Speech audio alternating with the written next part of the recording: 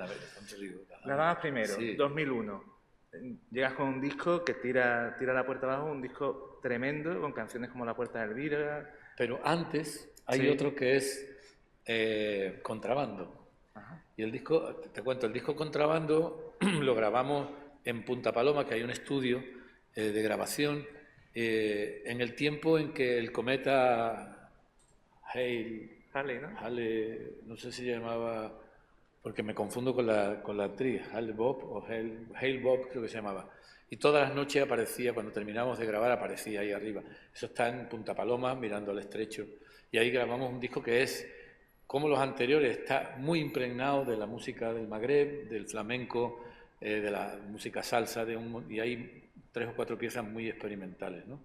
Y ese fue el primer disco que grabé después de Pensión Triana, que por cierto lo grabé con un sello independiente, pero esta vez lo grabé para otro sello en el que coparticipaba yo en la producción económica, y a partir de ahí ya me hice mi propio sello y fui grabando los demás discos, ¿no? Perdona la interrupción. Tu propio Volvemos a sello, las Damas que es lo Primero. suyo, ¿no? Exactamente, lo suyo, porque lo suyo era tener un sello discográfico y una editorial, y lo suyo era tener libertad, y por eso se llama Lo Suyo. Y entonces ese disco de Las Damas Primero estaba grabado aquí en Caleta Records, con un montón de músicos estupendos con los que ya había trabajado también en el disco Contrabando, ese y Contrabando ya tuvieron la cosa bonita de que yo ya ejercía de músico grabando desde Cádiz, ¿no? Desde la costa, desde aquí, desde luego mi estudio, ya la vinculación era mucho más grande, y mi sello discográfico se radica aquí, mi editorial también, y de alguna manera me zafo o me opero de en fin, de tener que dar 3 cuartos al pregonero, que decía el refrán, ¿no? No tener que dar explicaciones ni negociar con las casas de discos, aunque tampoco nunca me censuraron nada ni me apartaron nada, pero sí había que explicarles mucho, decirles, mira, esto es por esto y esto es por esto, y esto es así y esto es asado, y yo ya no tenía que darme explicaciones más que a mí mismo y en todo caso a mi público, ¿no? Te preguntaba, aparece Las Damas Primero en 2001 y empieza una década terrible en la historia del mundo occidental, repasando 11, bueno, se generaliza la sociedad digital, empieza, tenemos el tema del 11S, luego el 11M, las guerras en Oriente Medio, la crisis de 2008, el 15M y el inicio de esa polarización social que va a ir llevando a una mayor confrontación. Sin embargo, parece que en tus discos desaparece ese tipo de canciones en las que tú haces un relato o un retrato de personajes, es decir, que tienen a lo mejor una carga más evidente de lo social. Lo que te queríamos preguntar es, ¿eso guarda relación porque para ti en ese momento la música es un refugio y una vía de escape?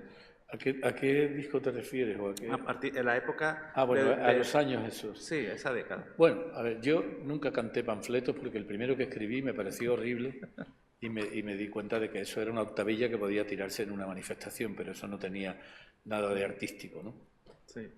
Es decir, lo que se reclama es justo que se reclame, pero tiene que estar dicho de una manera lo más ecuánime posible para no ser una pedrada que rompa un cristal, ¿no? O sea, el cristal no se rompe de una pedrada, el cristal lo rompe simplemente desafiando con tu mirada ese cristal que está ahí creando una barrera, ¿no? Entonces, entre líneas está muy bien que se digan cosas, que se reclamen cosas, si se hace con el tono lírico que uno se comprometió a hacer en su día, porque si no me hubiera comprometido así, pues igual cualquier día hubiera hecho algo panfletario, ¿no?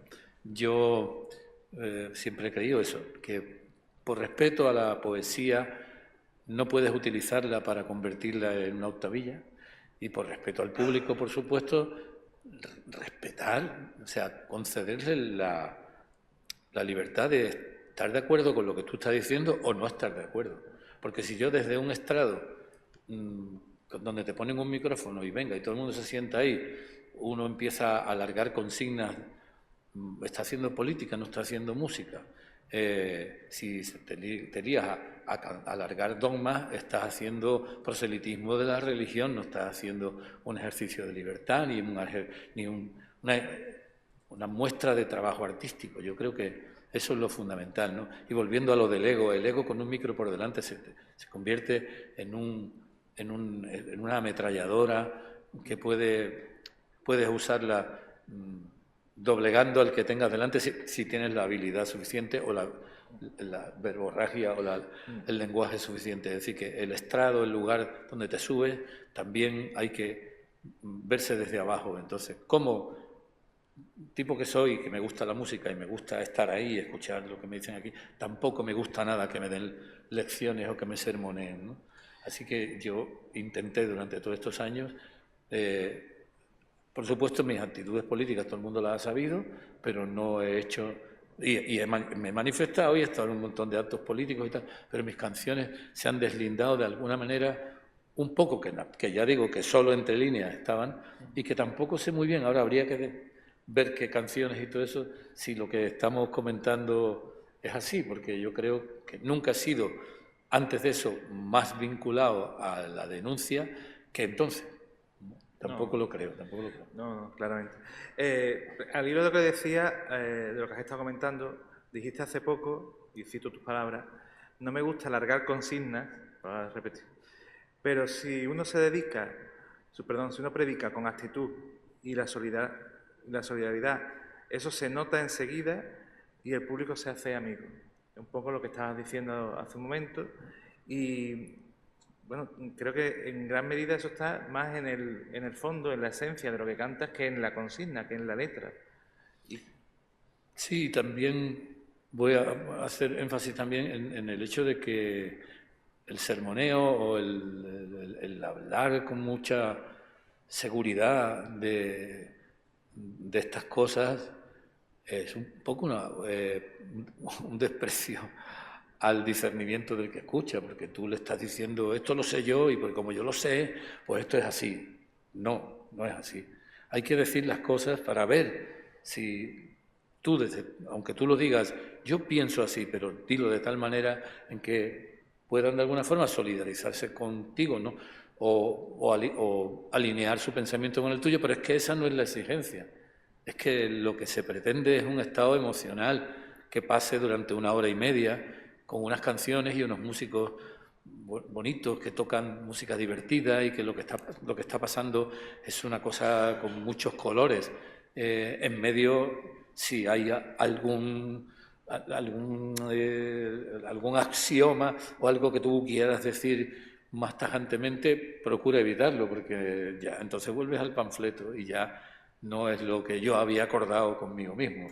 Los demás que hagan lo que quieran, claro. Sí, claro. Bueno, está claro que hay distintos estilos dentro de los cantautores, desde los más panfletarios a posiciones mucho más vinculadas con la estética y con mensajes, digamos, un poco más abiertos, ¿no? Vamos avanzando en el tiempo y te quería preguntar por cómo viviste, cómo te afectó y para qué te sirvió los años de la pandemia.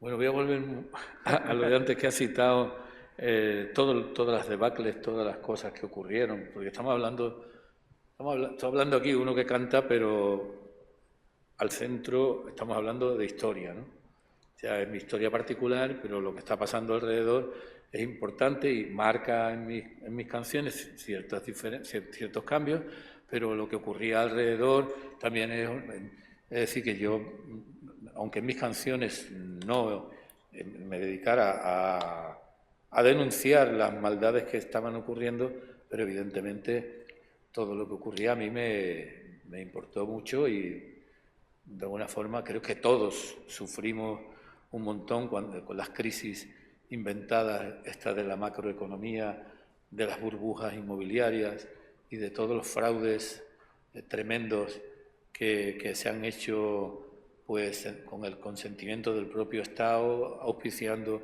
a los bancos que primero nos entrampaban con supuestos créditos muy blandos y muy beneficiosos para que te metieras hasta las trancas en la deuda y luego no solo perder el poder adquisitivo que tenías entonces, sino que además perdías a lo mejor tu casa y se quedaba tu casa un banco que luego, además, era reflotado por el gobierno.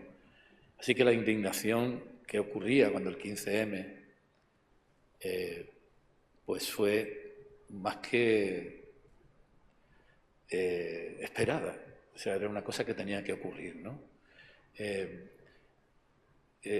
Antes me he saltado las tragedias del 11 de septiembre y del 11M, que fueron tremendas también y que a mí, como a cualquier hijo de vecino, me afectaron mucho, ¿no? Pero bueno, volviendo digamos, a la parte más local, lo del 15M era necesario que ocurriera y estaba cantado que si entraban en política sucumbirían, porque es así, van a seguir flotando algunos, aquellos que tengan más claridad para hacerse entender, y el sistema va a seguir permitiendo perversiones como todo lo que ha ocurrido hasta ahora, porque en una de las cosas que, aunque yo no lo cuente en mis canciones, que yo no creo en el sistema, eso sí, para evitarme males mayores, pago todos mis impuestos y hago todo como cada uno tiene que hacer, pero me parece que el sistema es contrario a la mejora de la vida de los ciudadanos.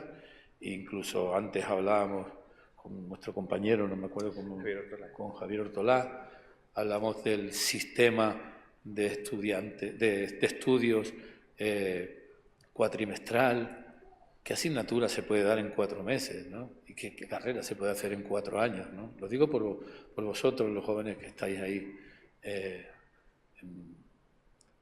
escuchándome con un oído y con el otro, o con el ojo viendo qué es lo que aparece en vuestras pantallas.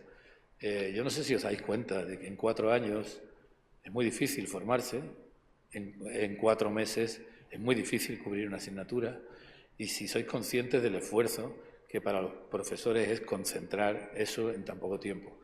Y al mismo tiempo estar creciendo como seres humanos, echarse la novia de rigor que todos queremos, ir a divertirse, playear, hacer todo lo que tiene que hacer la gente joven, porque es vuestro derecho, fue nuestro derecho y será el derecho de los jóvenes. Pero uno de los grandes dramas viene en que cada vez se está formando a la gente más para la utilización posterior que para la profesión, en el sentido de profesar como el que profesa en una fe, ¿no?